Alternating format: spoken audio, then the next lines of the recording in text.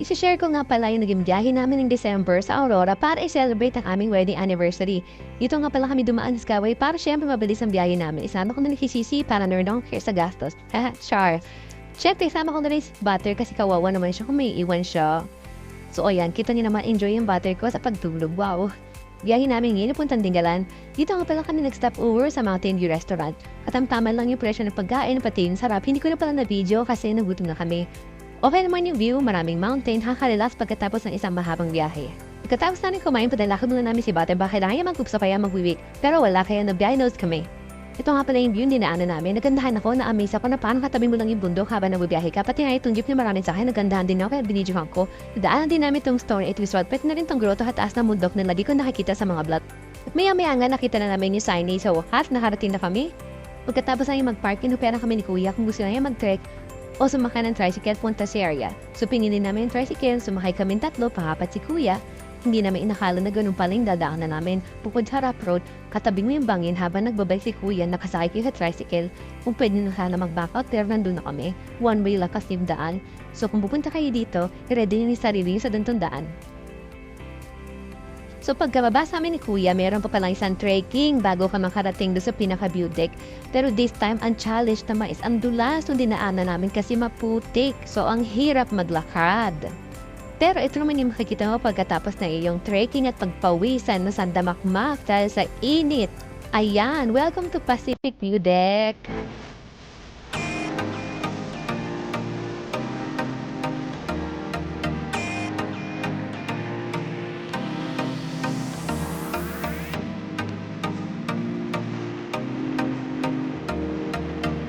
Ito nga pala, iba pa dun sa tinatawag na Batanes of the East ha. Kasi para kayo makapunta doon, kailangan yung magbangka. So, pinili namin yung walang bangka, kaya dito kami napunta sa Pacific View Deck.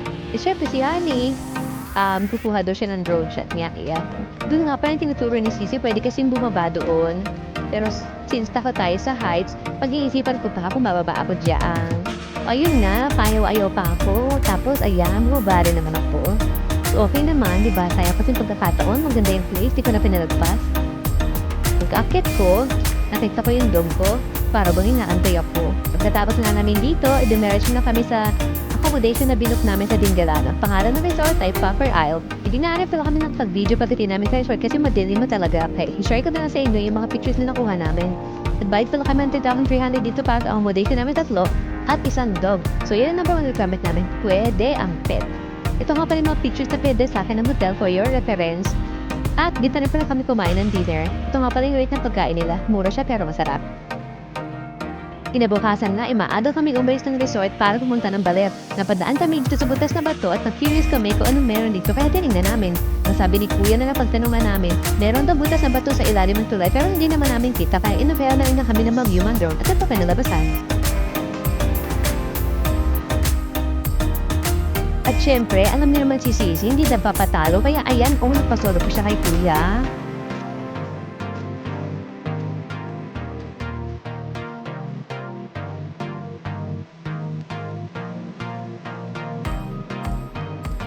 Napadaan nga rin pala kami dito sa I Love Dingalan signage. Alam niyo ba na may pila rin dito bago kayo makapagpa-picture? Tapos may nag-aantay para gawang kayo ng human drone. Pagkatapos namin sa butas ng bato, dumiretso naman kami sa Tagpuan ni Iron para mag-breakfast. Ito nga pala in-order namin. Masarap siya kahit medyo may kamahalan ng konti. 250 yung presyo, di pa kasama yung kape. So mag-order kayo ng separate para sa coffee. So kung nagtitipid kayo, ay okay pumunta dito, baka mahalan kayo kasi hindi pa kasama ang kape. Ang kape nasa 85 to 115 ang presyo. Pero kung may budget naman kayo at naghahanap kayo ng Instagrammable, masarap na pagkain, ay para sa inyo ito. Pagkatapos namin kumain, nagbiyahe na ulit kayo puntang Baler. Dito nga pala kami dumaan sa Bungabon dahil ito yung tinuro ni Manong sa stopover na mabilis at madana naman daw ang daan. So, naniwala kami sa kanya at di kami dumaan sa Pantabangan dahil matagal ang biyahe doon. Habang binabaybay namin itong daan ay parang nagsisiata kami dahil bakit ba namin siya pinaniwalaan dahil sobrang siksik pala ng daan. Kung galit ka sa kasakay mo, dito may daan kasi panigurado hilo yun. Sa haba ba naman ang sigsag dito. Pero kung bati-bati naman kayo, dun kayo dumaan sa Pantabangan kasi mas maganda daw yung daan doon. Medyo mahaba nga lang ang biyahe. Inabutin kami ng mga halos 3 oras siguro bago kami nakarating dito sa Base Inn. So ayun nga, dito kayo mag-stay sa Baler sa Base Inn. Binook namin siya through Facebook page. 5-3 yung nakuha namin. 3 na kami doon. Meron ng buffet breakfast at kasama na yung dog namin. Nag-add extra bed na lang pala kami para kay Sisi. Ayan, so mag-room tour muna tayo. At yan si Butter, mukhang nag-room tour. At mukhang nagustuhan niya yung room natin. So ito mga palang room na kinuha natin ay premium kasi mas ma-lit daw yung isang room. So ito yung recommended nila since mag-add tayo ng extra bed. Ito nga pala yung CR nila. Maganda, malaki, malinis. May kasama ng toiletries. Malakas din pala yung wifi nila dito, per room siya. Mga pala yung pinitipol nila sa taas, tiningan din natin. Katabi lang yung Ashwin Costa Pacifica, ayan sa kanan.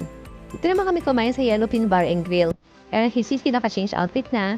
Uminom kami ng isda. Normal lang yung lasa niya. Sakto lang. Pagkatapos namin kumain, lumunta naman kami dito sa Digisit Beach and Rock Formation.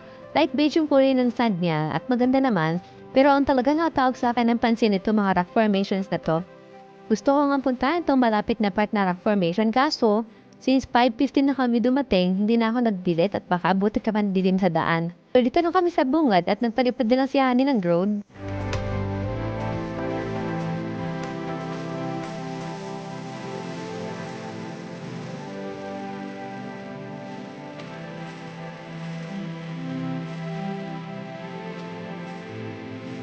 Pagkatapos namin sa Digisit Beach ay bumalik na nga kami kasi talagang inabutan na kami ng dilim pero dumaan muna kami sa Baler signage dahil on the way naman sa resort. Pagdating namin sa resort, dito na nga kami dumaan sa restaurant nila para itanong kung hanggang anong oras sila open. Kahit dito na rin namin balak mag-dinner. Tinanong din namin kung pwede ang pet sa restaurant nila pero ayun nga, hindi pwede kaya iwan na lang muna namin si Butter sa room. So ayun, umakit na nga kami para iiwan si Butter at mag-freshen up na rin muna bago mag-dinner. Pag-akit namin sa taas, dire-diretso lang ako ng lakad hanggang sa lumampas na pala ako. Tinawanan tuloy ako ng dalawang kasama ko pero natawa na rin ako kasi talaga naman lumampas ako sa room. Di ko kasi tininan yung number, dire-diretso lang ako. Tapos ay mag-freshen up, mabanood kami sa resto para mag-dinner. At ayan, meron ko palang silang pasinger habang kumakain ka. Eto nga kumakantay, hatingin ko kamukha ni Ronnie Ricketts kaya sinum ko baka kasi nag-iba na siya ng career. Pero hindi pala, kamahalang pala niya. Pero in fairness na, ang ganda ng boses niya. Ito pakinggan niyo.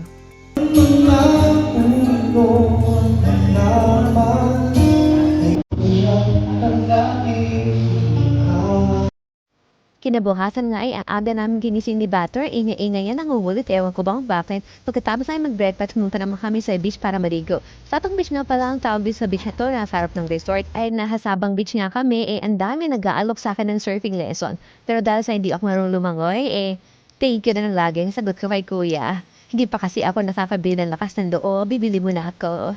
So ayun, bago kami maligo, nagpalipod muna si Honey ng drone para makita namin ng buo yung ganda nitong lugar.